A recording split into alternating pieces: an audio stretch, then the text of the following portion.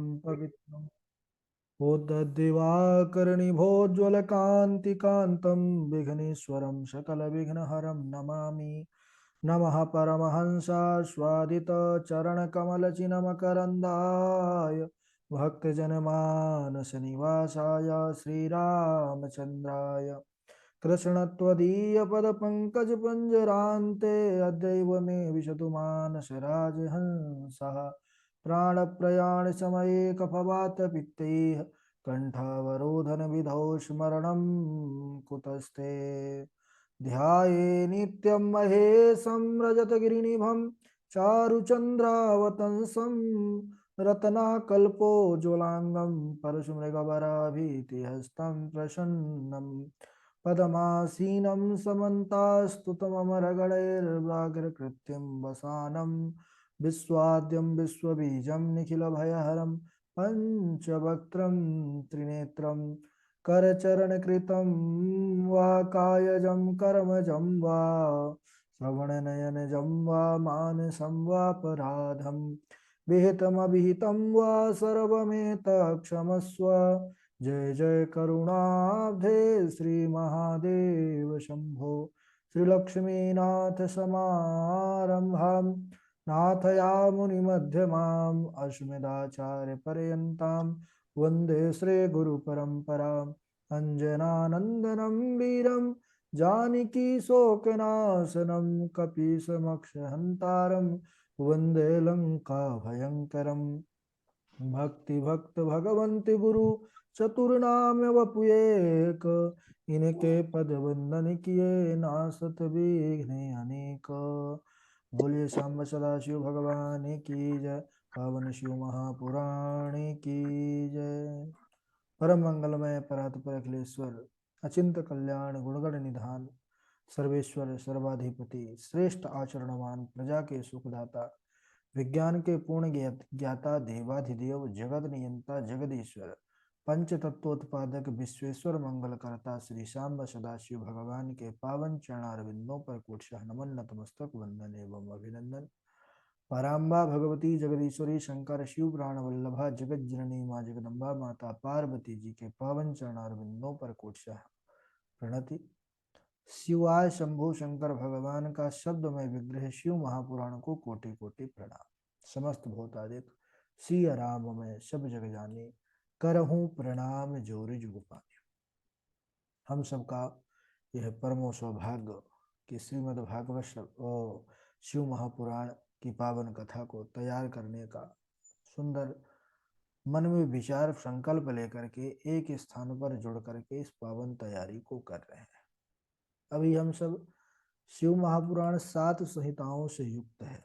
तो सज्जनों, हम सब अभी उस सप्त संहिता युक्त शिव महापुराण के प्रथम संहिता पर प्रवेश करके बड़ी ही सुंदर लीला पर प्रवेश किए हुए हैं, जहाँ पर सदाशिव भगवान के ज्योतिर्लिंग की कैसे स्थापना करना है, कैसे उसका पूजन करना है, ये सब के बारे में प्रश्न किया मुनीषियों ने, ऋषियों ने सूत जी महाराज से कि हे महाराज, सबसे पहले तो यह बतलाएं कि किस प्रकार भगवान के ज्योतिर्लिंग कथम लिंगम प्रतिष्ठाप कथम वातस्य लक्षणम, तो कैसे उस भगवान के ज्योतिर्लिंग की स्थापना करनी चाहिए, इस विषय में आप हमको बताएं।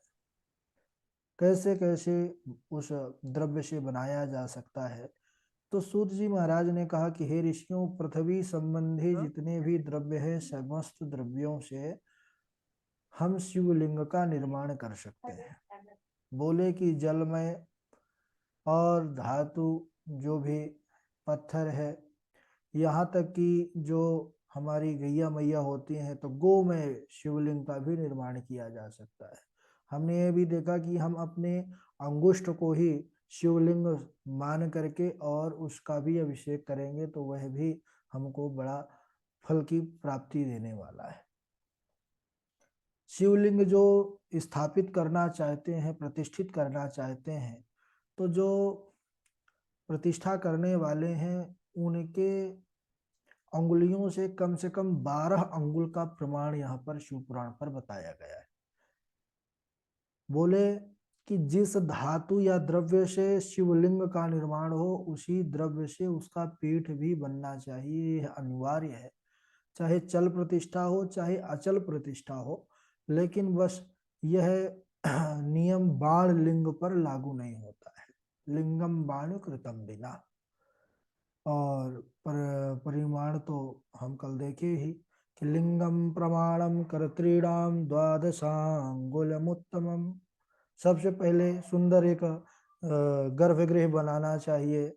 और कैसा हो, बोले बड़ा सुंदर स्वच्छ हो, दर्पण के समान होना चाहिए, चारों तरफ मूर्तियों से समन्वित होना चाहिए, चारों तरफ मूर्ति भी हो, और वैदिक उपचार मंत्रों के द्वारा उसकी सुंदर प्रतिष्ठा होनी चाहिए। प्रतिष्ठा करने वाले जो आचार्य गुरु हैं उनका भी हम पूजन आदि यथोचित जितना हमारे सामर्थ्य है वैसे ही दक्षिणा दान दे करके उनसे आशीर्वचन प्राप्त करना चाहिए, जिससे शिवाय शंभु की प्रतिष्ठा सिद्ध हो जाती है और वह भी प्रसन्नता और आशीर्वचन प्रदान करते हैं।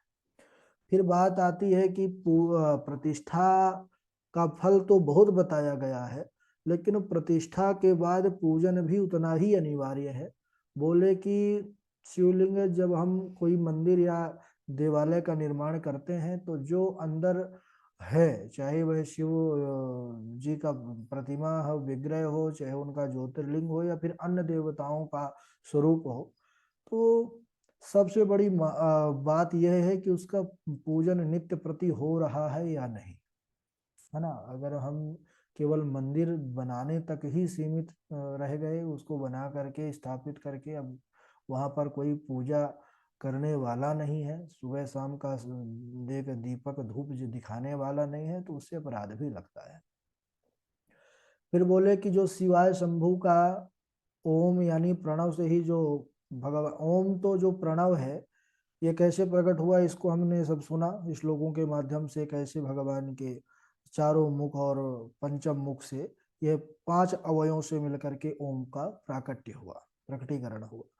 और इसके बाद ओम से ही भगवान के सकल रूप का जो परिचय देने वाला है पंचाक्षर, ओम यह निष्कल का परिचायक है, निराकार का स्वरूप है प्रणव। और इसी से पंचाक्षर नमः शिवाय इस मंत्र की उत्पत्ति हुई। यह पंचाक्षर से ही गायत्री आदि का प्रादुर्भाव और उसी से करोड़ों मंत्र निकले हैं। तो कहते हैं कि पंचाक्षर सर्व सिद्धि रितो भवेत, समस्त सिद्धियों को देने वाला है। और जो 5 करोड़ जप कर लेता है, पंचकोटि जपम कृत्वा सदाशिव समो भवेत, कल के दिवस में सुने थे। और नमः शिवाय पंचाक्षर की महिमा के सुनने के बाद हमने इसके जप का भी विधान सुना कि कैसे जपना चाहिए। तो द्विज जो है ब्राह्मण आचार्य, उनको तो नमः शिवाय नमः पूर्वक ही करना चाहिए। द्विजानाम चा नमः पूर्वम अन्येषाम चा नमोन्तकम, और अन्य को नमः अंत में शिवाय नमः बोलना चाहिए। इसी प्रकार स्त्रियों में भी नमः कांत का प्रयोग में करने का विधान है, लेकिन कोई ऋषि पत्नी ब्राह्मण पत्नी है वह नमः पूर्वक भी कर सकती है। इसके बाद कहने लगे कि मनुष्य जो है शिव क्षेत्र में अवश्य निवास करे। शिव क्षेत्र कौन सा कहलाता है, जहां पर भगवान शिव ज्योतिर्लिंग के रूप में प्रतिष्ठित हो जाते हैं, वह शिव क्षेत्र हो जाता है। और शिव क्षेत्र में भी कई भेद बताए गए हैं। बोले कैसे कैसे भेद, विद्वानों ने कहा है, शिव पुराण में वर्णन आता है कि जहां पर मनुष्यों के द्वारा शिवलिंग पधराया गया हो यानी प्रतिष्ठित किया गया हो, तो वहां से लेकर चारों तरफ 100-100 हाथ की दूरी तक जो भूमि है वह शिव क्षेत्र कही जाती है सज्जन। 100 हाथ दूर तक की भूमि शिव क्षेत्र हो जाती है, जहां भी शिव जी का मंदिर शिवलिंग प्रतिष्ठित होता है। और इसके बाद इसकी महिमा और बढ़ तब जाती है जब कोई ऋषि यानी विशेष मनुष्य, विशेष एक महापुरुष, ऋषि मनीषी लोग जब उसी भगवान के ज्योतिर्लिंग को प्रतिष्ठित करके तपस्या करते हैं, तो बोले कि वहां से 100 हाथ के जगह पर 1000 दूरी तक उसका जो एक आभा मंडल होता है, तो वह शिव क्षेत्र का बढ़ जाता है, वह 1000 हाथ दूरी तक पहुंच जाता है। और जहां पर स्वयंभू लिंग है, कई बार ऐसा होता है हम चारों तरफ हमारे, क्योंकि यह जो पृथ्वी है ना सज्जनों, यह लिंगमयी पृथ्वी है, यानी भगवान के इतने लिंग हैं, असंख्य हैं, कोई गिनती नहीं, कोई गणना नहीं है। तो हमारे हर क्षेत्र में कहीं ना कोई स्वयंभू लिंग हमको दर्शन करने को दिखते हैं। तो जो स्वयंभू लिंग यानी जो अपने से ही स्वयं प्रकट है, तो कहते हैं जो स्वयंभू लिंग होता है उसके चारों तरफ उसका और जो क्षेत्र होता है वो और बढ़ जाता है। अब 4,000 हाथ की दूरी तक का जो क्षेत्र है वह शिव क्षेत्र कहलाता है। तो हम उस शिव शिव क्षेत्र पर जाकर के अगर निवास करें, निवास की ही बहुत बड़ी भारी महिमा है, और निवास के साथ साथ यदि भजन हो गया तब तो कहना ही क्या महाराज। बोले शिव क्षेत्र में कुआं, बावड़ी, तालाब, सरोवर का होना अति आवश्यक है। तो जब भी हम कभी ऐसा शिव जी के मंदिर की प्रतिष्ठा करें तो ध्यान दें कि जल का स्रोत वहां अवश्य होना चाहिए। क्यों? क्योंकि उसको ही शिव गंगा कहा गया है। तो शिव गंगा पर जो जल है उसी से अभिषेक हो तो फिर शिव जी की विशेष प्रसन्नता होती है उसमें। और वहां पर जप करना बड़ा शुभ वहां माना गया है। दान करना, जप करना, भजन करना, और कई गुना ज्यादा वहां फल की प्राप्ति होती है। यहाँ तक कि कहा गया है जो दाह, दशांश, मासिक शपंडीकरण आदि श्राद्ध आदि है ना, यह भी अगर शिव क्षेत्र पर करते हैं तो जो आत्मा है उसको बड़ी प्रसन्नता होती है और विशेष कृपा शंभुनाथ की प्राप्त हो जाती है और सब पापों से मुक्ति करने वाला। बोले कितना रुके? बोले सप्तरात्रम वा वसेद वा पंचरात्रकम। हो सके तो 7 रात्रि रुके शिव क्षेत्र पर, नहीं है समय तो 5 रात्रि, और नहीं तो बोले 1 रात्रि तो अवश्य ही रुकना चाहिए अगर शिव क्षेत्र पर आ गए हैं। तो जहाँ कहीं आप ऐसे स्वयंभू लिंग जहाँ पर स्वयं भगवान प्रकट है, तो वहाँ अगर कोई यात्रा बने तो ऐसी यात्रा बनाएं कि रात्रि का विश्राम उसी शिव क्षेत्र पर हो, तो शिवाय शंभू की बड़ी कृपा प्राप्त होती है। यह सुनकर के शौनकाद ऋषियों ने सूत जी महाराज से पूछा कि हे प्रभु, आप सभी पुण्य क्षेत्र यानी शिव क्षेत्रों की महिमा अब हमसे कहिए संक्षेप में, क्योंकि विस्तार में तो आपने कहा कि यह पूरी पृथ्वी ही लिंगमयी है, तो विस्तार तो इसका अंत ही नहीं है। तो आप संक्षेप में कहिए कि जिसका आश्रय लेकर के सभी मनुष्य अपने को पावन बना सके और शिवाय शंभु की कृपा को प्राप्त कर सके, सभी नारी शिव पद की प्राप्ति कर सके। तब सूत जी बोले कि हे ऋषियों, शिव क्षेत्र की महिमा बहुत है और शिव क्षेत्र में जाकर के पुण्य ही करना चाहिए और पाप से बचना चाहिए। बोले कि पुण्य तो कई गुना बढ़कर के मिलता है, अगर पाप बन जाता है तो वह वज्र के समान हो जाता है।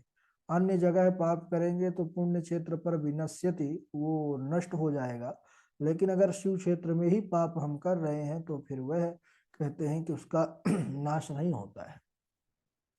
और सर्वदा पुण्य क्षेत्र पर ही निवास करना चाहिए, यह भी है ना। और बोले कि पुण्य क्षेत्र बहुत सुंदर है, गंगा नदियों के तट पर बहुत सुंदर सुंदर क्षेत्र है महाराज, है ना। गंगा के किनारे जैसे प्रयागराज है, और हमारा सुंदर काशी नगरी है, और शुक्रताल है, इसी प्रकार यमुना जैसे श्रेष्ठ नदी है, गंगा है, सरस्वती है, नर्मदा है, ये जो पुनीत नदियां हैं इनके तट पर बहुत सारे तीर्थ हैं। 60 मुख वाली जो सरस्वती है, इसके तट पर निवास करने से ब्रह्म पद की प्राप्ति होती है। हिमालय से निकली हुई सतमुखी गंगा पतित पावनी, इसके तट पर जो रहते हैं उनको भी बड़ा पुण्य की प्राप्ति होती है। काशी आदि अनेकों पुण्य क्षेत्र इसके तट पर बसे हुए हैं। सोनभद्र के तट पर जो निवास करते हैं और वहां पर जो रह करके व्रत ध्यान आदि करते हैं उनको गणेश पद की प्राप्ति होती है। महानदी नर्मदा, यह 24 मुखों वाली कही गई है, और यहाँ पर जो निवास करता है उसको वैष्णव पद की प्राप्ति होती है। 12 मुखों वाली तमसा नदी की भी बड़ी भारी महिमा है महाराज। यह पापों को नष्ट करने वाली है और महापुण्यदायक गोदावरी के तट पर भी बसना चाहिए।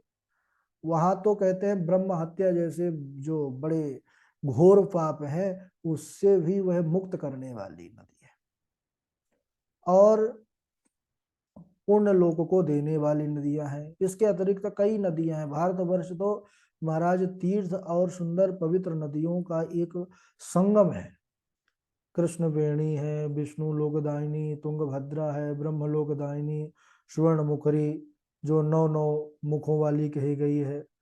और इस नदी के किनारे ब्रह्मलोक से जो आए हुए जीव होते हैं वह इसी नदी के तट पर जन्म लेते हैं महाराज। बहुत पावन क्षेत्र हैं, अनेकों नदियां हैं जो शिव जी को प्रसन्न करने वाले हैं। सरस्वती, पंपा, कन्याकुमारी, सोन, श्वेत नदी, यह सभी के तट पर बसे, जिनके पुण्य क्षेत्र में बड़ी भारी महिमा कही गई है। और सह्य पर्वत से निकली हुई महानदी कावेरी, यह भी बड़ी पुण्यमयी है और इसके भी 27 मुख कहे गए हैं। इन सभी नदियों और इनके जो बसे हुए किनारे पर इनके क्षेत्र हैं, पुण्य क्षेत्र, इनकी बहुत अपने आप में महिमा है। जब नर्मदा किनारे जाएंगे तो नर्मदा जी की महिमा को सुनते हैं तो महाराज उनकी महिमा अनंत है। ऐसे ही यमुना के कालिंदी के तट पर जाते हैं तो उनकी कालिंदी के किनारे पर बसे हुए मथुरा, वृंदावन आदि, यह भी इनकी महिमा अनंत है। ऐसे ही हम जब काशी आदि जाते हैं, प्रयागराज जाते हैं, सुंदर गंगा, पतित पावनी गंगा, और इनकी क्षेत्रों की भी बड़ी भारी महिमा है। तो बोले कि इनका अपने आप में बहुत महत्व है और इन पर्वों और इनके मुहूर्तों पर अलग अलग इनमें स्नान करने से अलग अलग फल की प्राप्ति होती है। पुण्य क्षेत्रे कृतं पुण्यम बहुदारिध्यमिच्छति, अपुण्य क्षेत्रे कृतं पापम महदवणपि जायते। वही बात आ गई जो भी हमने पहले सुना कि पुण्य क्षेत्र में किया हुआ पुण्य तो अनंत गुना फल बढ़कर के हमको मिलता है, लेकिन वहीं पर अगर हमने पाप कर दिया पुण्य क्षेत्र पर तो बोले कि वह फिर वज्र के समान हो जाता है, वह फिर नष्ट होता नहीं है महाराज। छोटा सा पाप भी महान बन जाता है। इसलिए पुण्य क्षेत्र में केवल भजन ही करें, यह हम समझें और सबको समझाएं। पुण्य क्षेत्र की महिमा बहुत सुंदर है। कहते हैं कि पुण्य क्षेत्र पर निवास करना है, ऐसा मन में विचार लाते ही महाराज पाप कांपने लगते हैं। पाप डर करके हमारा शरीर छोड़ करके भाग जाते हैं, नष्ट हो जाते हैं। तो पुण्य क्षेत्र की यहाँ पर बड़ी विशेष महिमा गाई गई है। इसके बाद ऋषियों ने कहा सदाचारम श्रावयाशु येन लोकांजयेद बुधः धर्माधर्ममयान् मोहे स्वर्ग नरकांस्तथा। यहाँ पर सदाचार का विवेचन किया गया है। ऋषियों ने कहा कि हे सूत जी महाराज, अब आप वह सदाचार सुनाइए, वह विधान बतलाइए जिसको करने से विद्वान पुरुष पूर्ण लोकों पर अधिकार प्राप्त कर लेते हैं, पूर्ण लोकों का स्थान प्राप्त कर लेते हैं। स्वर्ग प्रदान करने वाले जो धर्ममय आचार्य हैं, जो पुण्य का वर्धन होने पर स्वर्ग आदि की प्राप्ति कराते हैं, या फिर ऐसे जो कर्म हैं जिनको करने से नरक की प्राप्ति होती है अधर्म में मार्ग में चलने से, तो उन आचारों का भी वर्णन कीजिए जिससे कि जीव सहजता के साथ उन सुंदर धर्ममय मार्गों पर चल सके। तब सूत जी ने कहा, क्या कहा, इसको हम अगले दिवस श्रवण करेंगे, आज यहीं तक। बड़ा सुंदर वर्णन आता है सदाचार का। और उसके बाद कथा जब चलने लगेगी तो फिर थोड़ा गाड़ी आगे बढ़ेगी ज़्यादा, क्योंकि अभी श्लोक ज़्यादा है और ये थोड़ी लीला भी ऐसी है कि इसको ज़्यादा समय देने लायक है ना। गूढ़ प्रसंग और गूढ़ चरित्र ऐसे हैं कि इनको मार्मिक है, ज्ञान की दृष्टि से है कि इसमें जितना ज़्यादा चिंतन और मंथन हो जाएगा उतना ही हमारी मजबूती, क्योंकि ये प्रथम दिवस की कथा में थोड़ा सा मजबूती होना चाहिए, है ना। तो इसके बाद तो कथा चलने लगेगी, शिव जी का भी शुरू हो जाएगा। ठीक है, अभी आज यहीं तक, बारी बारी से श्लोक सुना दीजिए। सबसे पहले पावनी है, फिर विशाल जी हैं, प्रियाम जी हैं, इनके बाद पंडित राजेश शर्मा जी हैं, कार्तिक जी हैं, धारणा चैतन्य जी हैं, सुरेश चंद्र जी हैं, नंद किशोर जी हैं, डॉक्टर साहब तो आज जुड़े नहीं शायद। ठीक है, चलिए।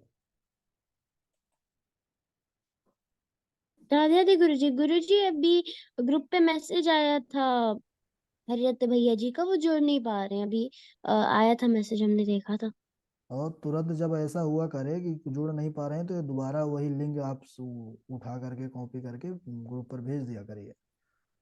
जी गुरु जी। कई बार ऐसा तो हो उनका जाता मैसेज अभी हमने देखा, तो अभी जस्ट ही देखा था, 2 सेकंड है। चलिए, पहले हम ही भेज दे रहे हमारे। हैं। जी, सुनाए गुरु जी। हाँ सुनाइए। जी। कथं लिंगं प्रतिष्ठाप्यं, कथं वा तस्य लक्षणं, कथं वा तत्सभ्यर्चं, देशे काले च केन हि लिंगं प्रणा लिंगं प्रमाणं कर्तॄणां द्वादशाङ्गुलमुत्तमम् आदौ विमानं शिल्पेन कार्यं देवगणैर्युतं तत्र गर्भगृहे रम्ये दृढे दर्पण सन्निभे। राधे राधे गुरु जी। राधे राधे। प्रणाम गुरुदेव। जी विशाल जी सुनाइए। कथं लिंगं प्रतिष्ठाप्यं, कथं वा तस्य लक्षणं, कथं वा तत्समभ्यर्चं, देशे काले च केन हि लिङ्गप्रमाणं कर्तॄणां द्वादशाङ्गुलमुत्तमम् आदौ विमानं शिल्पेन कार्यं देवगणैर्युतं तत्र गर्भगृहे रम्ये दृढे दर्पणसन्निभे। प्रणाम गुरुदेव। बहुत बढ़िया।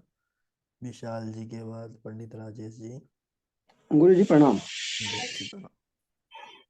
कथं लिंगं प्रतिष्ठाप्यं, कथं वा तस्य लक्षणं, कथं वा तत्सम्भ्यर्च्य, देशे काले च केन हि आदौ विमानं शिल्पेन कार्यं देवगणैर्युतं तत्र गर्भगृहे रम्ये धीरे दर्पणसन्निभे। हाँ गुरु जी प्रणाम। हम्म, ठीक है। कार्तिक जी। जी गुरु चरण स्पर्श। राधे राधे। जी सुनाइए। कथं लिंगं प्रतिष्ठाप्यं, कथं वा तस्य लक्षणं, कथं वा तत्संभर्चर्य, देशे काले व केन हि लिंगं प्रमाणं कर्तॄणां द्वादशाङ्गुलमुत्तमम् आद् आदौ विमानशिल्पेन कार्यदेव गणैर्युतं तत्र गर्भगृहे तत्र गर्भगृहे रम्ये तड़े दर्पण सन्निभे। धन्यवाद। चलिए आगे सुनाए। धारणा चैतन्य जी, विशाल जी, चंद्र जी। जय गुरु जी। राधे राधे। राधे राधे सुरेश चंद्र जी।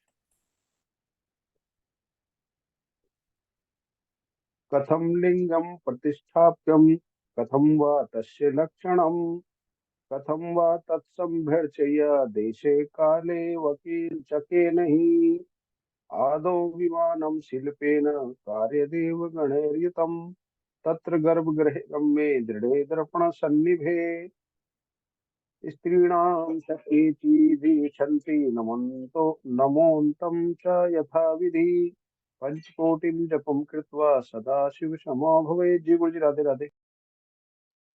ठीक है। और अभी कौन नहीं सुनाए हैं? राधे जी राधे गुरु जी। गुरु सुनाइए। सुनाइए।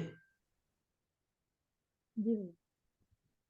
कथं लिंगं प्रतिष्ठाप्यं, कथं वा तस्य लक्षणं, कथं वा तस्य मभ्यर्च, देशे काले च केनहि लिंगं प्रमाणं कर्तॄणां द्वादशाङ्गुलमुत्तमम् आदौ विमानं शिल्पेन कार्यं देवगणकृतं तत्र गर्भगृहे रम्ये रणदर्पण सन्निभे। राधे राधे गुरु जी। ठीक है, नंद जी।